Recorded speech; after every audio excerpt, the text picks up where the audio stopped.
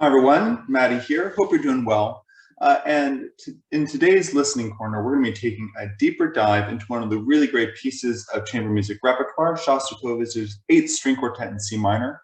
If you don't know this piece, you really should give it a listen to. It's an incredible piece of music, and I'll leave a link in the description to a great recording of it. I'd actually recommend that you watch this video first if you don't know the piece, so that you get a little bit of an idea of it going into a first listen to it, and then after you watch this video, go right away and listen to the recording of it. If you don't know anything about Shostakovich, just a little bit of biographical information. He was a Soviet composer. There are his dates on screen, and he had an incredibly successful career. He is one of the great composers of the 20th century. His music is performed a lot now. A really incredibly successful composer and really brilliant composer. But his career and his life is marked by a lot of friction with the Soviet government. There's a lot of history you could dive into there. Now we won't do that today. That's for another time. So he was both revered and held up by the Soviet government as as the pinnacle of composition. But at other times, he was actively censored and publicly and privately and actively pushed out of opportunities because of his music. And at various points in his career, he was a rebellious composer that fought authoritarianism and tried to break the bonds that they tried to put on him. But at other points in his career, he also closely towed the party line and followed government guidance quite closely. So his career is fraught with a lot of personal conflict and inner turmoil. And there are a few times in his life where this kind of came to a boiling point. And one such point was 1960, the year that this quartet was written. In 1960, Shostakovich applied for party membership into the Communist Party, which came to a shock to a lot of his friends and family, and it was viewed as quite a shocking thing because he was, to an extent, finally acquiescing to the Communist Party.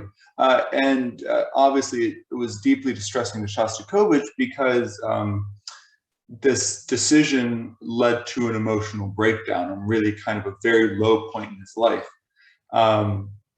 Shortly after this emotional breakdown, he went to Dresden to work with a filmmaker on some music for a new film. But instead of doing that, Shostakovich wrote this quartet in about the space of 3 days, which is unbelievable. And it's very much a response to his emotional breakdown. In a couple of days after writing this quartet, he wrote a letter to a friend talking about how this quartet was dedicated to the composer of this quartet, and that this was sort of, to an extent, his final word as a composer. It ended up not being that, and actually now the quartet bears a different dedication, but it still sort of vaguely references Shostakovich. So this piece, in a lot of ways, is very autobiographical and a very personal piece of music. And you can see this in the music itself. Right here is a 4-note motif. This is used in a lot of Shostakovich's compositions, but especially in this piece. And it's this D natural, E flat, C natural, and a B natural. And if you use the German note names for these pitches, it spells it DSCH or Disha, or rather Dmitri Shostakovich. It's these 4 notes are this personal musical signature. So I thought it'd be really helpful and really exciting to look at how he uses these 4 notes throughout the entire piece. And I want to show you how basically the entire piece builds out of these 4 notes and how he manipulates it and uses them. And you can see just how he constructs this incredible piece of music. This 4-note motif is prevalent in all of the movements, is quoted at least once in all of the movements, but in a lot of different forms. It is the first thing you hear right off the bat. It is heard right in the cello line there, and is presented sort of as a subject in a 4-part stretto fugue. So it's a fugue that overlaps with each other. It's not really a true fugue, but it sounds quite a bit like a fugue. So it's the first thing you hear, and as you can see from this first page alone, this entire piece is really thick with references to this 4-note motif. And you can see here how many times it's quoted in the first about 30 bars or so. I've circled in blue, like here, every single time the motif is quoted in its original form. And I've also circled in green here at other points, every time it's either transposed or fragmented or broken up. So as you can see from these first 30 bars, so much of the material is this 4-note motif. Something else worth pointing out, starting here in figure 2, is that you see how chromatic that first violin line is. And you'll see chromaticism is a really important part of this, piece. A lot of the piece is very chromatic. We'll talk a little bit more about that later on. So you hear this motif as a sort of 4-part fugue structure, and it's quite simple and straightforward. The second movement is quite a different experience. The second movement really kind of jumps in and interrupts the first. It's a very intense movement. And rather than getting the motif in kind of this nice simple presentation of a fugue, this time you get a lot of textures of the motif, and it's really intense. And here are a couple of examples of it that I've highlighted. This first example is of the 2 violins. And as you can see, Shostakovich layers the motif on top of each other. But the second example is even cooler. In the viola and the cello line, he creates these runs of the motif staggered again. So it loops over itself.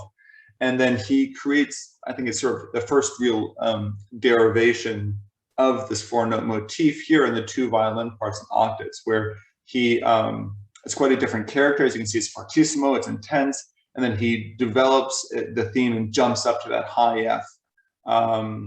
So he creates a different melody out of this motif. And the great thing about this moment, like starting in figure 23, is all of the material that you hear is this 4-note motif. It's just stacked on top of each other, textured on top of each other. So this movement has it quoted a lot in this form. But even when it isn't directly quoted, I think this motif is present in a lot of ways. I'll go back to what I was talking about, the chromaticism. A characteristic of these 4 notes is how chromatic it is. It's made of those 2 minor seconds. So it's quite it clashes quite a bit. And so I think when you have all this chromaticism, in a way, it's a reference to the motif itself. And here, this is another example in the second movement. The first is in the cello line, and the second example is in the first violin line, of where you hear these 4 notes quoted, and then it spirals out of there into these really chromatic runs. So even when the 4 notes aren't directly quoted, when you have all this chromaticism, I think it's a reference to that motif and that characteristic. So in the second movement, you have all these 4-note motifs stacked on top of each other, and it's almost the entire material you hear. And it's all kind of fighting and clashing with itself. In the third movement, you hear something really different. The motif is present a lot in the third movement, but it's a lot of different characters and looks of the motif. And it's stretched out in all these sections. There are about 3 musical sections to this third movement, and it's quoted in a different way at least once in each of these sections. And the first way you hear it, I have circled here in green. Shostakovich changes the rhythm of it. He changes the character of it. It sounds quite a bit like a waltz, as you can see the staccato markings, and you have this waltz rhythm and the cello and viola. So it's sort of turned into this very typical Shostakovich waltz sound. And then you hear it later on and it becomes quite heavy and almost heaving. And the motif, this is a little bit of an obtuse way, but I have it circled in here green, and circled in green here. It's not really directly quoted, but I think it's sort of transposed and slightly fragmented. It sounds enough like the motif where I think you can hear it and it reminds you of it. So this is another character bit. You hear it later on in this really cool, almost pesante, sort of like a Russian folk song. And again, he changes it into a 5-note melody now, and you have this viola bass line. So it's really heavy and pesante. And then the last point you hear in the third movement is you have it in the 4 notes of the motif form the basis for this cello solo.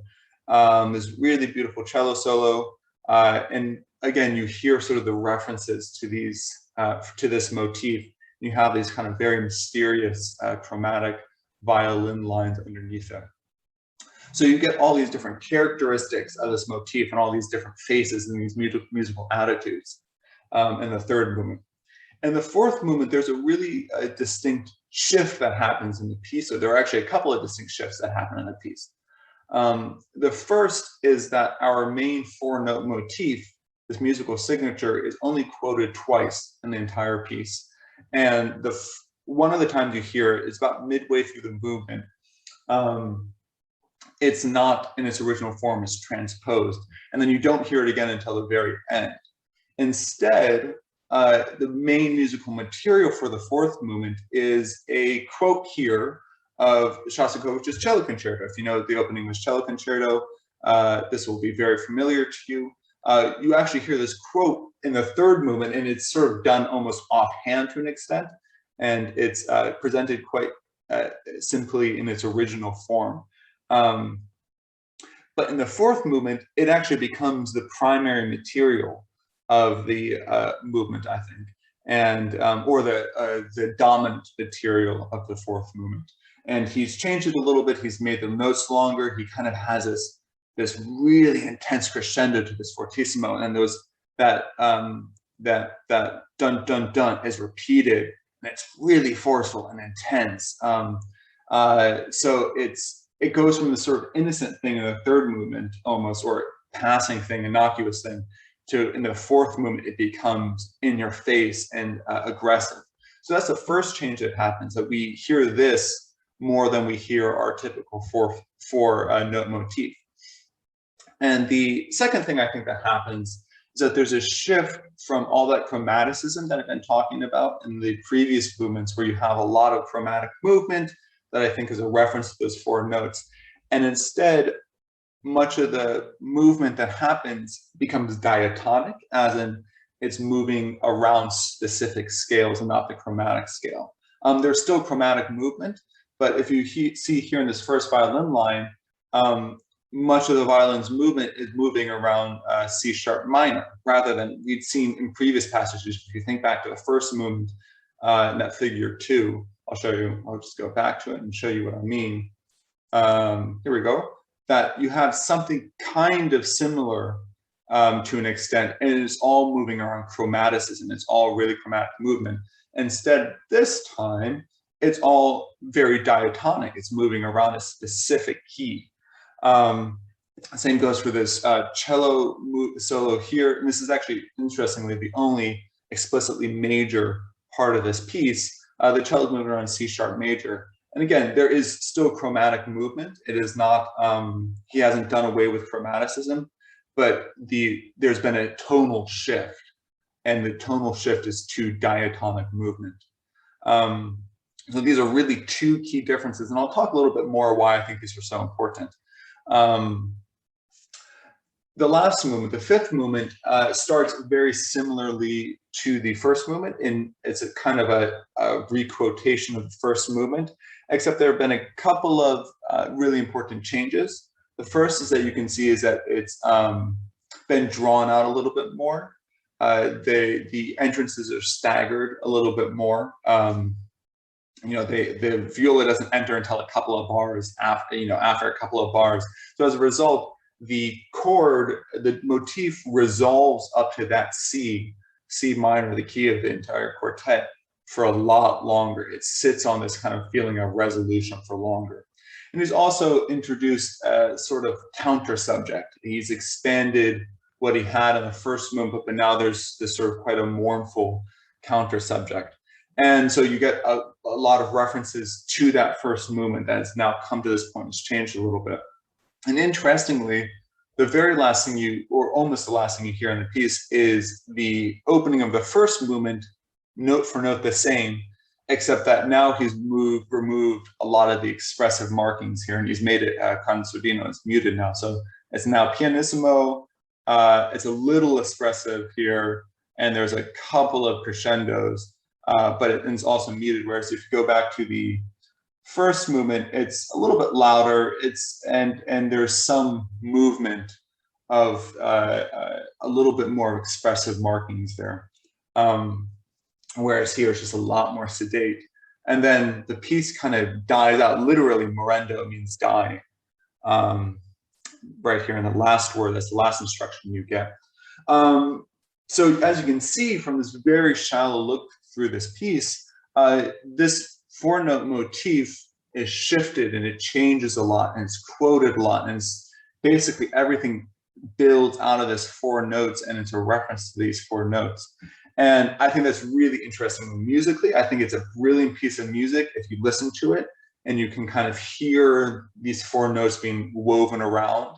And but I think it becomes even more interesting if you think of this piece, as we referenced earlier, as an autobiographical piece, as a very personal piece. If you remember that this motif is his signature, and if you think about it in the context of his emotional breakdown, his personal crisis, I think this piece really takes on a whole nother level. So I think when you, like in the second moment, we were talking about the layering of those motifs, I think you can interpret that as that's Shostakovich warring with himself, his inner turmoil. Or if you think about the third moment where you have all these different characters that are all very distinctly Shostakovian characters and musical styles, I think you could look at that as Shostakovich's different musical faces and his different musical ideas throughout his entire career. Interesting thing, I think the really interesting interpretation you could do of the fourth movement is, as I said, Shostakovich himself in the form of his signature really isn't there.